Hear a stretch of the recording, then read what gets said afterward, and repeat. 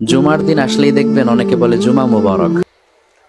আর আমরা ফেসবুকে ঢুকে কই আসসালামু আলাইকুম ভন্ড মুবারক।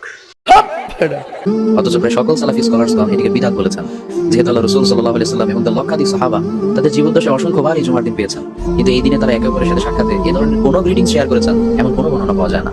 আর আমরা জানি যে কুল্লু মুহদাসাতিন বিদআহ, ইসলামের ব্যাপারে প্রত্যেক নব আবিষ্কৃত বিষয়সমূহই হচ্ছে বিদআত। তো যেই কাজটা তারা ইসলামের অংশ হিসেবে তাদের জীবদ্দশায় একটি বারের জন্য করেন নাই, সেই কাজটাকে আমরা কি করে রেওয়াজে পরিণত করতে পারি? এই যে টুপি মাথায় দেশ, এই টুপিটার তো বেদাত। তারপরে হচ্ছে তুই ভয়েসের নিচে যে রিংটোনটা লাগাইছ, এই রিংটোন তুই লাগাই কথা কয় নাই, তুই মাইক্রোফোন ব্যবহার করছো, মাইক্রোফোন ব্যবহার করলে সবই বেদাত।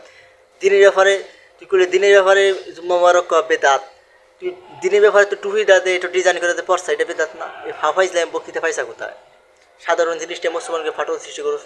এই সালাফি মালাফি কোথায় কি? এই সালাফির নামটা তো বেদাত। আমাকে পরিচয় একটাই মুসলিম,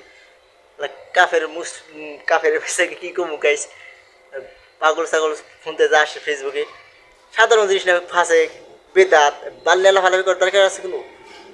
সবাই একত্র করবো, ঐক্যবদ্ধ করবো, কি তার না ফাউল ঠাউল জিনিস নিয়ে এসে বেদাত বেদাত সুতাবের মৌলবিদ জিনিস টাকলা সুতা আল্লাহ জিনিস বাসা খারাপ করছে।